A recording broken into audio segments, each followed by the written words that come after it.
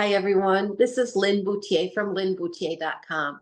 I'm a certified trauma recovery coach, and I'd like to welcome you to another episode of my ongoing series entitled Monogamous at 13. This is the video series where I speak about trauma from dual perspectives. One as a trauma survivor, and I am a survivor of long-term, multiple forms of abuse and environmental trauma, intergenerational trauma, and interpersonal trauma, relationship trauma, medical trauma, things like that, shock trauma. There's unfortunately, in my experience, there has been a lifelong amount of what I call trauma stringing. And I'm proof here to show that even people who have unbelievable amounts of trauma in their history absolutely can recover. Every single one of us has the capacity to recover. And the other perspective for me is, as a certified trauma recovery coach, which is a trauma-informed mental health professional. And what does that mean when you combine the two?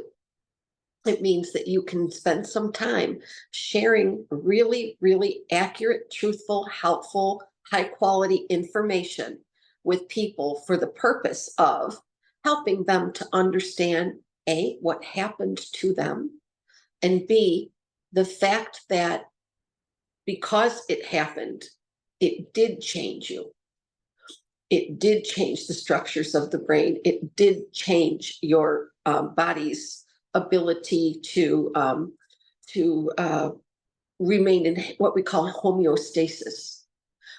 Biological after effects mean that you got symptoms, your skin changed. In my case, even my voice changed. There are lots of different ways that we can, my joints got achy and I got inflammation in lots of different parts of my body. I somehow managed to grow a 1-inch tumor in my right breast. It's not a cancerous, it's not a malignant tumor. All tumors are cancers, but there's benign cancers and there are malignant cancers, as we know, and mine is benign. Means it's going to be there for the rest of my life, most likely, but it's not spreading to anything else and it's not invasive. So these are ways that we can say, I had so much trauma that my body had biological responses.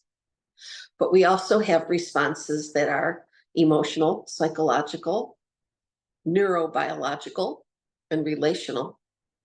And when these things begin to overwhelm us, all of these responses that we have begin to overwhelm us, then we can begin to shut down. And then life isn't feeling so great. Our relationships are not great. Our experience of the world is not great. And our hopes and dreams can begin to feel like they've just fizzled out on us. Or it can feel like someone took them away, like some big, huge, unseen arm just came in and yoinked everything out of your experience. Well, it doesn't have to stay that way. There is so much that we can do to bring ourselves back into the life that we want to live. But there are certain few things that we need to do first. So, well, thank you for joining me. This is special episode number 146. And if you haven't done it already, I sure would appreciate it if you would like, subscribe, and share. Put comments in the comments section and hit the notification bell so you will know if I put up new information when I create new content for you, that it'll come up in your feed. And I would be absolutely delighted if that was happening. But there's a trigger warning. Every single time I make a video, I give it a trigger warning, usually not for my 1-minute shorts, but for a full-length video, yes, there's a trigger warning. The reason is because anytime we're doing giving any of our attention to trauma, we need to make sure that we are safe emotionally and psychologically. And that means being in a state of calm, being in a state of anchored and groundedness so that our nervous system recognizes what happened. I'm only talking about it. I'm not there. It's not happening now.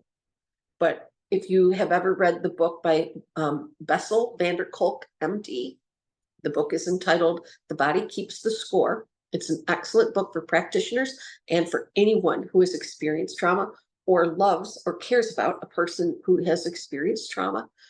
If when you read that book, you come into a new understanding that there's lots and lots of scientific evidence and experiments and studies that were done that prove that our brain literally cannot tell the difference between when we were in a horrific motor vehicle accident or when afterwards, and even 20 years afterwards, if we relive it in our mind and we're speaking about it and we're just becoming very, very emotionally activated, the brain thinks it's happening again.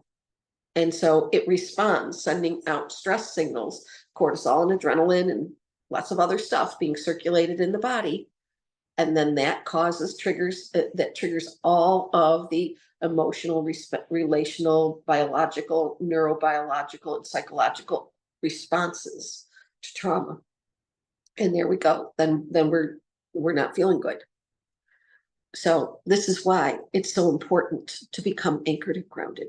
If you've not learned how to become anchored and grounded, there's absolutely no shame in that. I have made a video for you. It's entitled special episode number 57 in the video list for my channel. And the title of it is How to Prevent and Handle Triggers. It's about an hour long, and it goes a long way in helping you to learn how to be very good friends with your nervous system and how you can protect yourself and partner with yourself so that you can feel good a whole lot of the time. Well, today's video, this is special episode number 146, as I've said, and this is an episode that is devoted to the concept of feeling good. Why would I do that? Why would there be a trigger warning on a video where I'm speaking about feeling good? Because anytime that we're working on our trauma or recognizing our trauma or even listening to someone else's trauma, one of the best ways for us to make the tiny incremental changes where we're pivoting from this thought pattern, this belief pattern, this movement pattern, this behavior pattern, and it's not working for us, and there's no shame in having those patterns. There's nothing about you that is faulty, bad, broken, shameful, or malfunctioning. What is happening is there is a set of things that begin to take place when we become trauma survivors. And the more trauma that we have, the more ingrained those things can be. And part of trauma recovery is to recognize those things and bring along a big, huge, over our shoulder sack of self-compassion. We need to bring that with us on that journey. And we can access it anytime we want to. But when I recognize that I might have a hair trigger response on my emotions, instead of self-hating, instead of tearing myself apart and being my worst critic, my inner critic and my outer critic being absolutely unkind to myself, I can reach into that sack of self-compassion and pull out just a little piece and give it to myself and say, but that's what happens when you have trauma. That is a normal response. That is the emotional and psychological responses to your trauma. You're not at fault for that. But what can we do now to feel better? Okay, we just recognized it. Yeah, that's part of, the psychoeducation is parts of my brain have changed. The amygdala, my prefrontal cortex, my hippocampus, these parts of my brain have changed from trauma. It's a fact, a scientific fact that trauma will change those parts. They can either be underactive or a little bit overactive. But now that I know that, I can stop hating on myself for having the responses that I had. I can bring out that little bit of compassion, reach into that bag that's over my shoulder and grab some of that compassion, give it to myself and say, this I can do for myself. This is just a little tiny easy thing I can do. There's nobody here watching or criticizing. I can do this. But what does that give me? When I give myself that compassion, what does it allow me to do? It allows me to pivot and say, but I don't want to do that anymore. I want a new way. I want to change this much today. I mean, like almost, my fingers are almost together. That's how much I can cope with being with me changing my behavior pattern and my thought pattern, my belief pattern today. So what do I want to pivot to? I want to pivot to feeling good. I haven't felt so good in such a long time that I literally can't even remember how to feel good.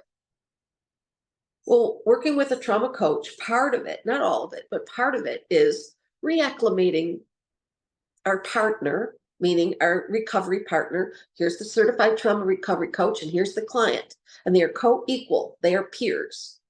It is not like in a lot of offices that you may have been to, where it's the person who has the computer, the keyboard, the files, and the authority.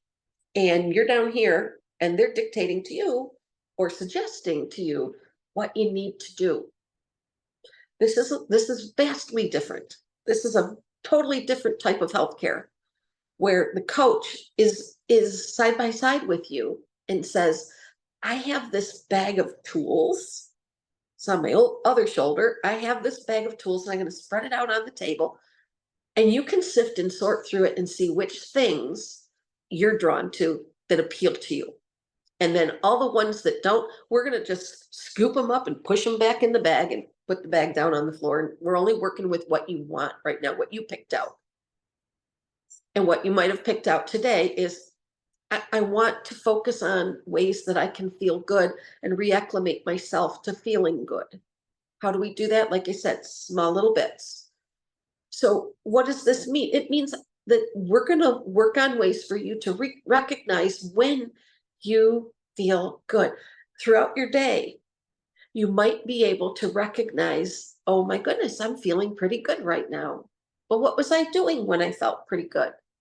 Let's focus on that. What was happening around me? What was I doing? Was anybody else present?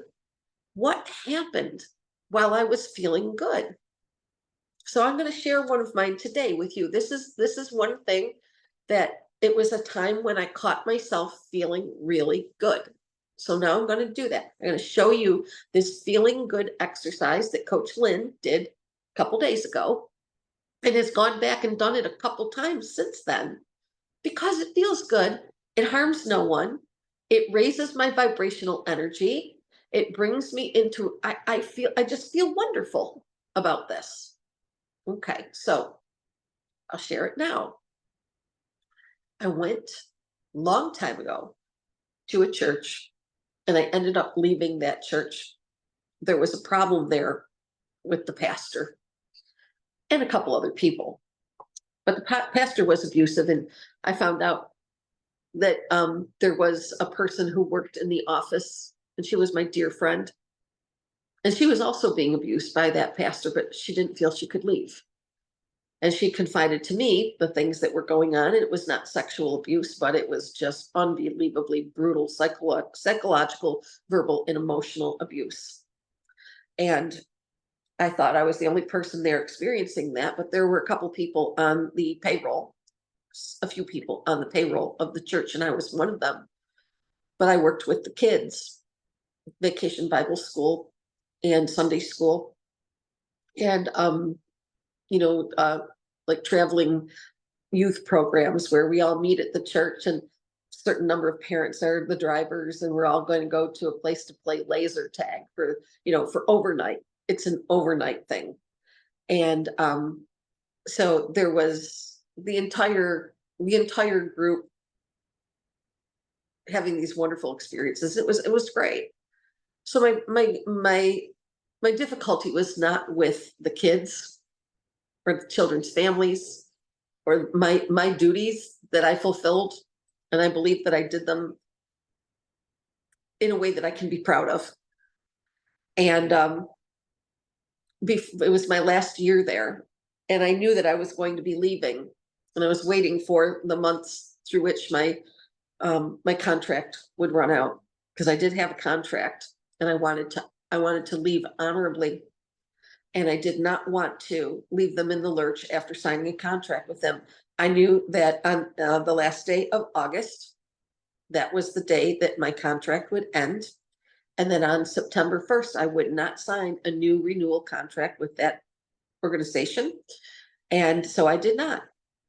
But while I was working there, I had amazing experiences with my fourth, fifth, and sixth grade Sunday school class and vacation Bible school kids. And almost all of my Sunday school kids were in vacation Bible school, but there were also a whole bunch from the community. So from outside of our church family. And so there was these two kids, and they're quite grown up now. I would say that now they've got to be probably in the 26 to 28-year-old age range now. But these kids were just absolutely adorable, and they were a brother and a sister. And they had a mom that was one of the sweetest human beings I've ever met. Just absolutely gracious and loving and caring and so kind to her children. And you could just see the affinity between these children and their mother. And the dad almost never came around. And then one day, mom came to church with a black eye, and she was wearing sunglasses inside the church. And at a later time, the pastor came to me and said, that really worries me. It really concerns me. And he said, I mean, I can only come to the conclusion that she is a battered woman. And they said, well, it's none of my business. I don't know the family personally. I just know the kids, and the mom is lovely to me when she's here. And I'm so sad that that's happening to her, but it's out of place for me to bring it up with her, because I'm just simply not in that role. And he said, well, I'm not asking you to do that. But he made I didn't ask, I didn't pry, but he made very clear to me that he was not going to say anything about it. He now has awareness that one of his congregants has very possibly been battered at home. And he did say, she has disclosed to me things about him that make me believe that he did this. And I said, well, I hear things from the kids that make me feel the same. The kids do mention things in Sunday school, as all children do, love to share about home life. And I wasn't prying, but there were certain things that are in the curriculum that tell the Sunday school teacher exactly what questions to raise with the kids and have dialogue about the lesson they just had. And so I developed an affinity and a fondness and a tenderness for these kids, because I grew up in a home where there was abuse, and I could see that there's a very high likelihood that that's what they're experiencing too. And I'm an ACOA. It's very possible that they were, minor children of an addicted person. From what they were saying, it's very likely that that was true. And so at Christmas time, this is my last Christmas at that church. And I already knew that I was going to be leaving. But there was something that happened when we had the Sunday school, the week before Christmas, or the Sunday school that happened just before Christmas. Children would come in with little gifts for their Sunday school teacher. And no one was asked to do that, but some of the children did, but not all. Some of them brought me beautiful homemade Christmas cards. Some of them brought me, packaged Christmas cards that were, signed by their whole family, things like that. It was just really, really sweet things. But these two kids that were in my class there, and they were fourth and fifth graders that year, what they gave me was a little box that was wrapped up with Christmas paper, and it had a little ribbon around it. And I asked the kids in the class, we're going to take a vote. Who would like Miss Lin to open the presents here? And then raise your hand after that, when I ask you to, who would like the presents to be opened by Miss Lin after she goes home, to take them with her and open them at home? And it was overwhelming. Everyone wanted me to open the gifts there. So that is what I did. But I didn't want to cause discomfort for any of the kids who didn't bring a gift. I've been in that position before as a child, and it hurts. It can be very painful emotionally, especially if you're the only one that didn't bring a gift. It can just make you feel a huge amount of shame and discomfort. So, anyways, I opened each of the gifts, and I'm wearing one of them right now. I'm going to show you. I know it's not winter time yet, but look at, see this snowflake? It's beautiful, beautiful crystal snowflake. And it didn't come on this chain. It is, I'll show you the back of it. It's a pin. Can you see that? Right here is the little bar that goes across the back of a pin right there. Okay. It's a pin. I have worn this pin on my coat in the wintertime since 2008. This is the winter where they gave me this pin. This little boy and a little girl gave me this pin. And when I opened it up and I looked at it, I didn't know what to say, because this was not a little trinket from a dime store. This is a sterling silver pin with, I don't even know how many crystals in it. But this is not what some people refer to as paste jewelry. It is a precious piece of jewelry.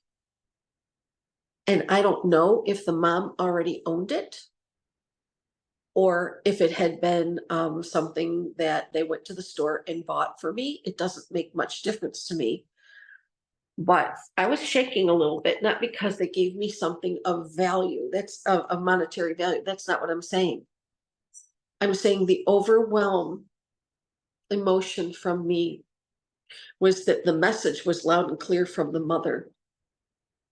We have connected with you in a meaningful way, and we want to honor you with something very, very special. And so it was emotional for me when I opened that. And I hugged every single child, whether they gave me a gift or not. And I asked them, would you like to hug Miss Lynn? If you want to, you can come over and hug Miss Lynn. And if you don't want to, it's perfectly fine. You can stay right where you are. But I wanted them each to know how much gratitude and appreciation I had for each and every one of them for having this time in this moment with me, and for being students in my classroom for Sunday school.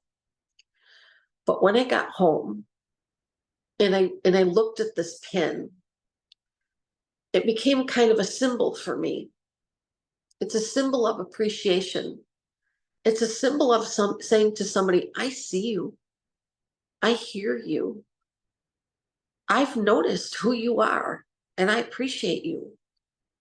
And I hope that you understand from this token of our appreciation and love that you're really special to us. You're just really, really special to us. And the message inside the card was, I'm so glad you are my children's Sunday school teacher. And the mom signed her name, and each of the kids signed their name, and it was beautiful. Now, why is this a moment for me to feel good? I've already spoken about the mom very well could have been married to and having children with a person who's in addiction, and a person who also fairly clearly, and from what the children said that verified what the dad sometimes did, it was obviously a domestic violence situation. No one said anything specific to me that the dad did to them. It was only suspicion. And because neither of the children said anything to me directly about, my dad did blah, blah, blah, blah, blah to me or my brother or my mom. It never happened. They were just given the slightest hints. So mandatory report laws, I couldn't do it. I don't know if the pastor would have. I would have. If anything had been said to me as a specific, a very direct, specific statement of this person did this to me, or, to him or to her, I would have been most definitely doing my duty with mandatory report laws to protect children. But here's the part where recognizing feeling good comes in. What have I been doing in my house related to this snowflake? What I did was I actually was in my dresser, in front of my dresser a couple days ago, and I was putting my earrings on. And I just happened to notice I have this bowl of jewelry. It's a little wooden bowl, and it has some very, very sweet pieces of jewelry that have been given to me that were, my mother's, and had been other family members' pieces of jewelry that I ended up being given. And it's just kind of all in there as a collection. And I could see from the bottom a little part of this poking out, and I pulled it out, and I was holding it in my hand. And I recognized that when I hold this and I think of those kids and how loving they and their mother were towards me, and I was very much towards them, absolutely adored and appreciated them, I noticed I feel good right now. This is a really, really, really good feeling. I hadn't thought about them in a long time. And I'm thinking about them, and I'm hoping that things got better. I'm thinking, I know those kids are adults now. And I know that if they wanted to get away, they had a chance to get away. I thought about how they might have, it may have shaped their lives. It absolutely has, no doubt about it, shaped their lives, what they experienced at those ages. But then I remembered, as children, they were so open and caring and loving and appreciative of each other as brother and sister, adored their mother, got along great with other kids. And I'm watching this and I'm thinking, in my mind, I'm remembering that, and I'm thinking, that just makes me feel good. It means that if these kids had that kind of thing going in their house, going on in their home, possibly, and in their relationships, that they had a really good foundation with that mom. And it gives me a lot of comfort to know that they had a source of love. I mean, a really, truly compassionate, loving source of love, a loving source of love. How silly. But for me to express to you, sometimes I trip over my words, as my subscribers, a lot of them know. A lot of my viewers have noticed that, I'm sure, but it's just part of me. So what makes me feel good about holding this snowflake is it has some emotion tied to it. It has some love tied to it. It has appreciation tied to it. It has some good memories tied to it. It has some sad ones tied to it as well. But I love knowing that those kids can know for the rest of their lives. For a couple years at a church, I had a good experience with a nice lady who cared about me, and a lady who liked my mom, and my mom liked her. And that means that they have a little resource inside of them where they know that there are good people in their community. They know that there are good people in the world. They know that they are good people. They know that. They were told all the time when they were with this lady. But then something else happened when I was holding the pin. And I'm thinking, I want to wear that pin, but it's just, it was the waning days of summer. Summer ends in September. Now we're in fall. And a lot of people just wouldn't wear a winter themed piece of jewelry, especially, one that says visible as this. It's not tiny. But to wear this when it's not the appropriate season, that's what caught me. That's why I didn't want to put it on. I said, wait a second. It's not winter. I can't wear this pin right now. And this is one of the things that I wanted to share with you about feeling good. So I caught myself feeling inappropriate for having something on because it's not the season right now. It's almost like feeling inappropriate because I have on white shoes, a white skirt, and I'm carrying a white handbag after Labor Day. And then I kind of laughed at myself and said, who cares? Does anybody in this world care whether Coach Lynn has on a snowflake pin when it's only the first week of October? Does anybody care? I am 100% sure no. And if I did, let's say, for instance, I went someplace, I went to the supermarket today, and I'm in line, and my cashier looks at me and says, excuse me, but why are you wearing a snowflake pin when we haven't even gotten to Halloween yet? What would my answer be? The person who has not had trauma recovery would think, oh, excuse me, I'm so sorry, I didn't mean to do that. I was a little bit rude for a second. I apologize. What would the old Lynn, who has not had significant trauma recovery, what would she feel and how would she respond if the cashier said to her, that's a really pretty, very pretty pendant you have on, but why are you wearing a snowflake now? It's only the first week of October. What's the first emotion or few emotions that I would feel? I'd feel embarrassment. I would feel inadequate. I would feel shame. I would feel stupid. I would feel inappropriate. I would feel a teeny tiny bit picked on. I would feel like I've done something wrong. And I would be having it, my inner critic would be saying, what is wrong with you wearing something inappropriate this time of year? Everybody knows not to do this. Why did you do this? This is silliness.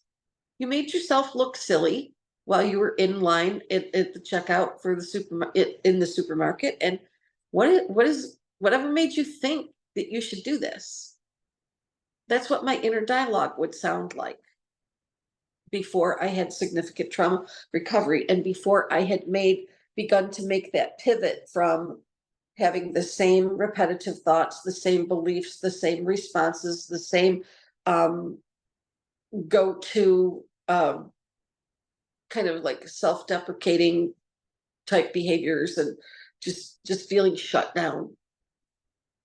After some just a small amount of trauma recovery, I might be able to say, this has meaning to me. This is sentimental to me. And I don't care who thinks that it's out of the season for me to wear it. I wear this because it connects me to certain emotions that felt divine. They felt beautiful. I felt loved when I received this. I felt cared about and appreciated when I received this. And a person who has some healing, the emotional healing that comes from doing your trauma recovery work, would have their emotions be a little bit more grounded. And they would say, I am me, I'm my authentic self, I am enough. And it doesn't matter if I want to go to the supermarket wearing one of those children's birthday party cone hats with the elastic strap under my chin. If this is special to me and that's what I choose to do today, and I'm not hurting anyone, my inner being says, I want to do this, that's what I can do. Even if I look ridiculous and silly. Am I hurting anyone? No. Am I doing something that would cause somebody to think that I'm unstable? Possibly. Would that singular incident indicate there is something wrong with me psychologically or emotionally or in any other way? Not really. Would somebody laugh at me and possibly pick on me for it? Yes. Yes, but when we're recovered, we have that leeway to do more of what our inner being wants to do to express him or her or their self. We just do. It's part of recovery as we become more grounded in what we can cope with, what we want to do, how we want to feel, what we want to express, what we will tolerate, and whether or not we feel shame or embarrassment or like we're inappropriate if we do something that's just a little bit unique to us because of what our needs are that day. So the new me, the person who's in the process of healing, who's made some changes and is making that pivot from being really, really caught in my pain and my trauma and my unhappiness and my hurt and my embarrassment and my shame and my my limitations. When I begin to shift that just a little bit, I could just have a completely different experience just for wearing a necklace, just for wearing a snowflake when it's not the right time of year. What would I be leaving if it happened today? If after they made this video and I went into that same supermarket and I'm at the checkout and the cashier looks at my pendant on my chain and says, "That's a really pretty snowflake, but why are you wearing it? The grass is green. It's only first week of October." Seems a little silly to me. I might say, but you know what? My emotions really don't care what time of year it is. My emotions are expressing my inner being, and I might not get this way off in the woo with them, but I might just say, I feel good when I wear this pin, and that's why I wear it, because I love feeling good, and I've made a choice to feel good. And for me today, this little thing does that. Makes me feel connected, makes me feel appreciation, it makes me feel love, it makes me feel the good stuff came to me and I'm basking in it. And they might just squint and kind of make that I don't understand face and then ask you, is it okay to put the meat in with the canned goods? I mean, they might ask things like that and just move on from the dialogue. But this is what I was referring to about when, I have to remind myself to keep my video a little short today. When we catch ourselves feeling good, we can pull that in. We can bring that into our day more. And so when I found the pin, the pin is not a pendant. And I was standing in front of the mirror and I was thinking, I want this on my person today, but I don't want to wear it as a pin. I wish I could have it as a necklace. I really truly wish that I could wear this thing on a chain and have it be a necklace. And then the light went on. Okay. My creativity in my brain flipped on. And because whenever we're in a state of enjoyment, appreciation, hopefulness, contentment, admiration, remembering a really fond memory, something like that, all of a sudden our creativity is now accessible. When we're feeling those things, it leads to the next thing, which may be, in some cases, creativity. So I'm standing in front of the mirror and I get this creative thought and I act on it. And I just picked up my chain and I put the end of my chain right through the pin and the actual pin part that connects it to your clothes. Okay. So the snowflake, here's the snowflake and the other side is the pin. And it fit right through that space. And then I thought, I wonder if it'll lay flat. So I put the necklace on, put it on it now, instead of just a chain, it's a pendant. And look at that. It lays almost flat, which is close enough for me, but it's not like this. It's not perpendicular to my chest. It's laying parallel to my chest and I wear it on the chain. And you might think, Lynn, you're going on and on and on about something that is so insignificant. Well, to a trauma recovery, to a person's trauma recovery, to a recovering trauma survivor, little things are important. And just a little bit of creativity came into it. And now, oh, I can wear it as a pendant. And now comes the next thought. I can wear it wherever I please. And if somebody says that's out of season, I'll say, you betcha. You are very astute to notice that. Thank you for noticing. And I can just smile about that. I don't have to be nasty. I don't have to say, oh, I can do as I damn well please. Be quiet. No, I can embrace that and say, thank you for noticing. Thank you for noticing that I'm wearing my favorite snowflake pin that I've ever had. Thank you. It's very special to me. It came from some very, very kind people. Because what am I telling myself? I'm telling my new story associated with this and me. I care how I feel. I have appreciation. I have love. I have fond memories. And I've caught myself feeling good.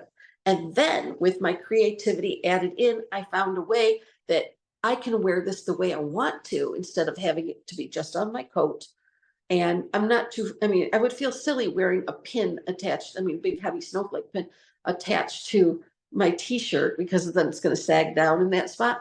No, I get to wear it around my neck as pendant. This has been a really cool discussion about helping my clients and my viewers understand the concept of catching myself feeling good and how important that is to my system.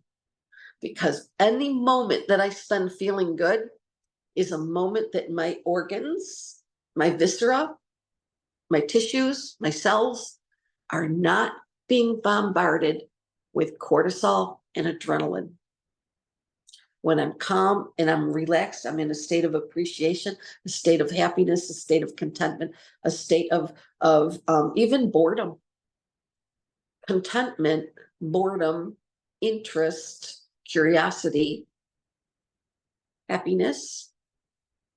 All of these emotions that we could feel, when we're feeling them, the adrenaline and cortisol is shut off. And so that's when we're reacclimating our body to feeling good, which promotes homeostasis in our mind, in our body, in our spirit. What does homeostasis mean?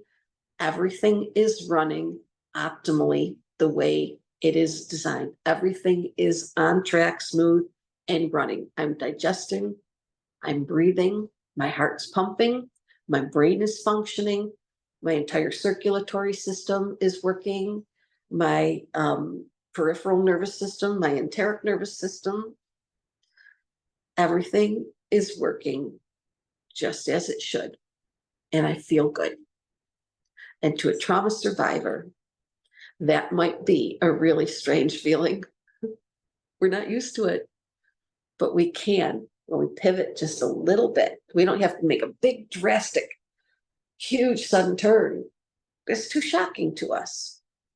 Trauma survivors do this with little successes and wins at a time.